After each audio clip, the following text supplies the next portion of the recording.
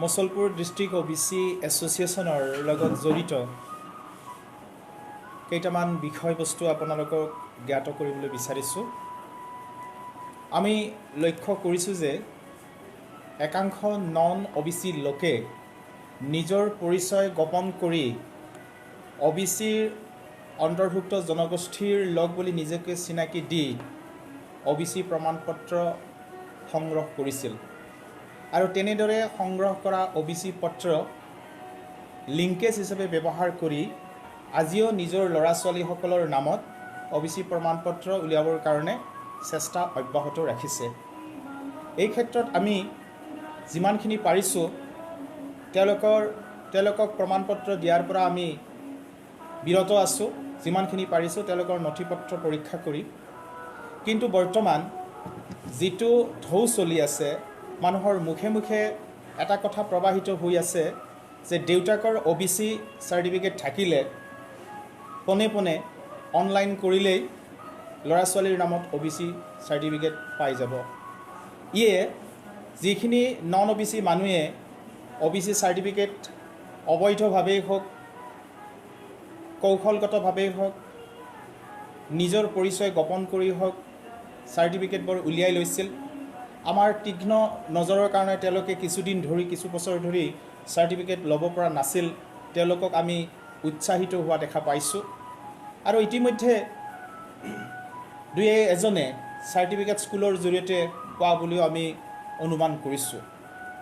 এই ক্ষেত্ৰত আমি চৰকাৰৰ তথা জিলা প্ৰশাসনৰ দৃষ্টি আকৰ্ষণ কৰিবৰ কাৰণে কেইটামান তথ্য আজি ৰাজহুৱা কৰিব বিচাৰিছোঁ।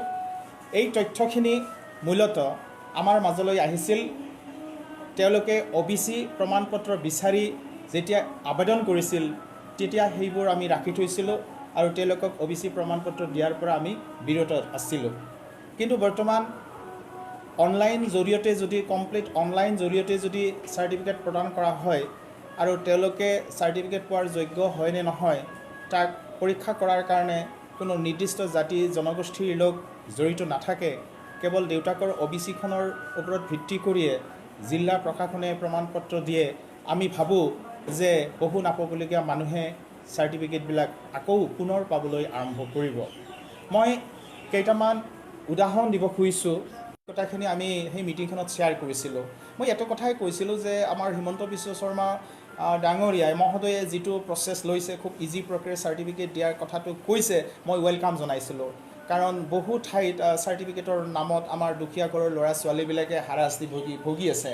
কিন্তু আমি এটা কথা অনুভৱ কৰিছিলোঁ যে যিখন লিংকেজ দিব সেই লিংকেজখন আচলতে প্ৰপাৰ অথৰিটিৰ পৰা আহিছিল নে অহা নাই তাক পৰীক্ষা কৰাৰ কাৰণেতো আমাৰ কোনো মেচিন নাই।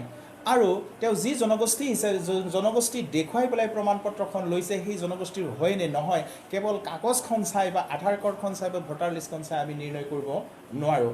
গতিকে তেওঁৰ এই চাৰ্টিফিকেটখনৰ জেনুইননেছৰ ওপৰত আৰু তেওঁৰ গোষ্ঠীটো সেই গোষ্ঠীৰ হয় নে নহয় সেইটো নিৰীক্ষণ কৰাৰ কাৰণে, পৰীক্ষা কৰাৰ কাৰণে ছিষ্টেম এটা কৰাৰ অতি প্ৰয়োজন আছে। তো এতিয়া এখন গাইডলাইন ওলাইছে যে এইটো যদি কোনোবা নন OBC মানুহে OBC চাৰ্টিফিকেট লৈ পেলাই আছে, সেইটো যদি আমি জানাত আৰু DCৰ যদি দৃষ্টিগোচৰ হয় বা কোনো নন OBC মানুহে OBC চাৰ্টিফিকেটৰ কাৰণে এপ্লাই কৰিছে, তেওঁ ফল্ছ ডকুমেণ্ট ছাবমিট কৰিছে, তাৰ ওপৰত DC মহোদয় এটা মানে কি কৰে এইটো একশ্যন ল'ব পাৰে বুলি আমি জানো। DC মহোদয়ে সেইটো একশ্যন ল'ব পাৰে আৰু নতুন গাইডলাইনছতো সেই কথাটো লিখা আছে। এখন গাঁৱৰ কথাতে অজস্ৰ নাম আছে আৰু হায়াৰ কাষ্টৰ মানুহ, যিটো আমি হায়াৰ কাষ্টৰ জেনেৰেল কেটেগৰীৰ মানুহ, অকণমান টাইটেলটো চেঞ্জ কৰিছে।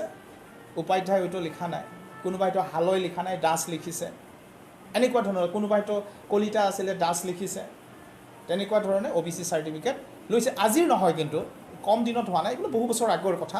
কিন্তু কথা হ'ল সেই লিংকেজখনেতো ব্যৱহাৰ কৰি পেলাই এতিয়াতো অনলাইনত ল'ৰা ছোৱালী চাৰ্টিফিকেট তেওঁলোকে পাব নহয়।